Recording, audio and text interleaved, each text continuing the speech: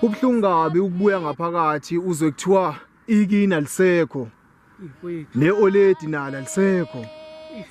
Hey kungiphatha kabuhlungu lokho ukuthi nawe sixheke mfowethu ungabusangazisa lutho nje. Hey mfowethu, bengisaswela indlela yokukutshela. Ngoba bengafanele ngiqhamazele mengikutshela le ndaba. Yebo lonto. Nodadewethu naye uthule ngizwa kuthiwa usewumahosha la endaweni. Ukuthi uphi angimazi. Bafowethu kwenzakalani impela? Wethi ngiyamazi le khona mina. Nje kuyingozi vele. Mina labantu abangithusi labantu labo. Makuthusa. Abangithusi labantu labo. Asicwaleni ngabo kumanje bafowethu. Kuvele konakale once uyabona. Lungile mfowethu asambeke sowabona lamajita la kodwa nje ukutshela suicide mission. Ngoba ufuna ukufa mfowethu sambeke. Into esizoyisho nathi.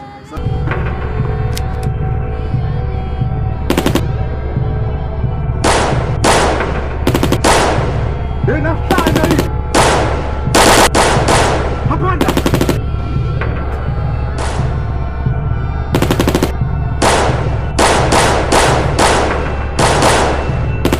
Kiputa twethu ntothi. Inkinga yenu la. Aniphilile. Manje sikhuluma nodawethu. Empilweni yami bekungakalungi emzamweni yami kuyo yonke engiyifisayo.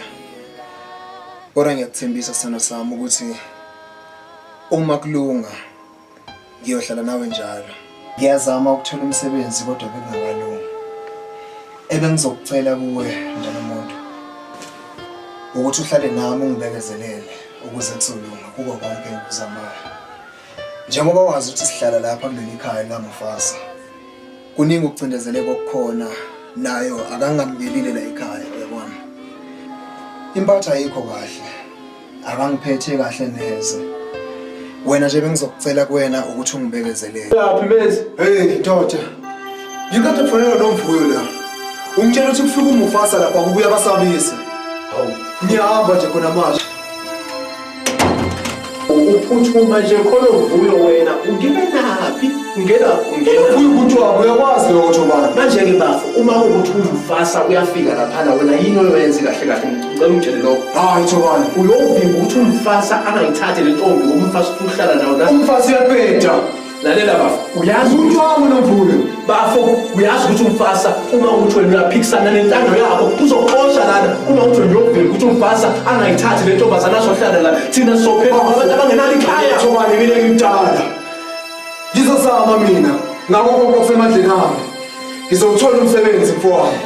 Kodwa ngendlela yena lokwenza siyoyo emhlumeza. Uzothi imakuthola embulala nomvuyo. Ngoba umsabisa lapha nabene bonke noma wakhe. Ngiyahamba manje. Ngiyahamba Thobani. Ndodakazi yami. Njengoba ngikucelile ukuthi uze lapha mntanami, ingoba kunodaba engisafisa ukulikhuluma nawe. Ngizoqala nje ngikutshele mntanami ngithi ngiyakuthanda Natasha. Ngifisa ukhule mntanami, uhloniphe umhlaba. Kuko konke engizokwenzela kona ingoba kusuka enhlizweni yami uyindodakazi yami. Angifisi ukuthi udlala abafana ndodakazi. Ngifisa ukhule uzimele. Lapha kunemali engango 72,000. Ebengikubekela yona sonke lesi sikhathi ngilonge ngiqongelela ngazi kahle ukuthi umntanami ngelinye ilanga ngiyomnika le mali naye sekhulile. Ake ngithathe le mali indodakazi ngikutshengise. Yebo baba. Lo 72,000 mntanami. Engithi ake nginazise kona. Hayi ngathi akusahambi kahle akusekho ukubambisana kuthina. Ngikhuluma nje iqiniso lapha emsebenzini wethu. Le mali ebekuthiwa ingenile u2 million kuzwakala sengathi ithatheke ngozwane. Impela kuhambi kahle. Ake ngizama ukukhuluma nama association ke ngibazise lolu daba lolu ngoba phela akusekho ngempela ukubambisana lapha. Impela uyu usibiya uyenipela.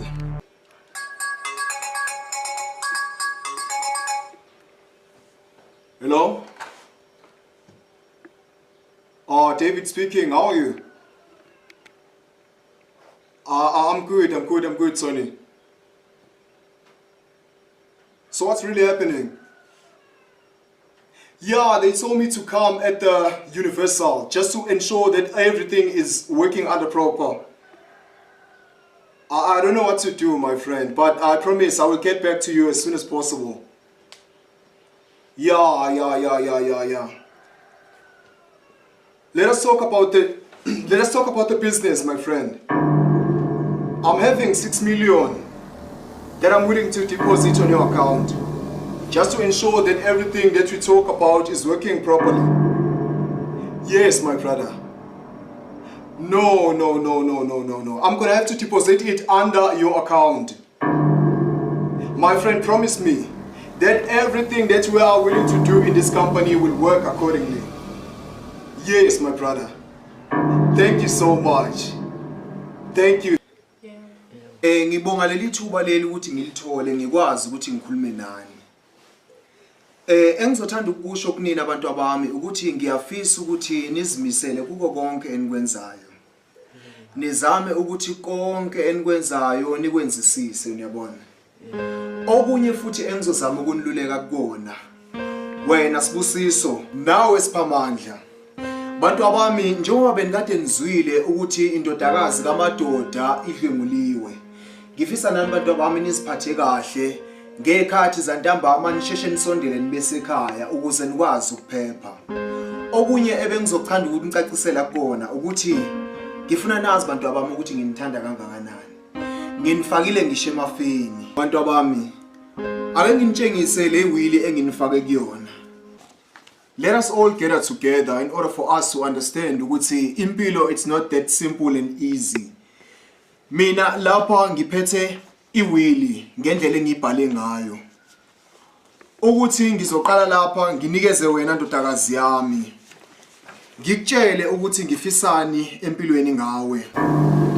Njengoba sazi indoda yamadoda ukuthi ubaba Madoda kuke kwadlungula indodakazi yakhe.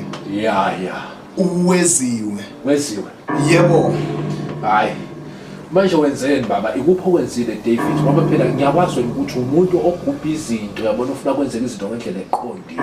Kunjalo nje ndoda yamadoda. Imizamo yami ke ngiye ngathatha umandla, ngaqala ngamsiza ngamzamela umsebenzi. Oh. Okunye ke ngibese ngilandela ngakho, ngibese ngizama ukuthi ngisize indodakazi kaMfowethu ngokuthi ngiyiqalise kuma counseling. Ke ngibese ngiqhubeka ndawo ndoda yamadoda. Ngibese ngithatha yona indodakazi kaMfowethu ngayisa kuma social worker. Lapho bafike khona benza uphenyo bacubungula nesimo senhlalo ekhaya. Ngithembeke lolu daba ngokusho kwabo bayasho ukuthi liyogcina lifinyelele kona kwabomthetho ukuthi isigila mkhuba esenze lobelelesi sigcine naso siboshiwe. Sibhekene namasongo kaSigonyela. Oh, hayi ufisa kanjalo David. Impela ndoda yamadoda sikhathele igila mkhuba kulomphakathi wethu.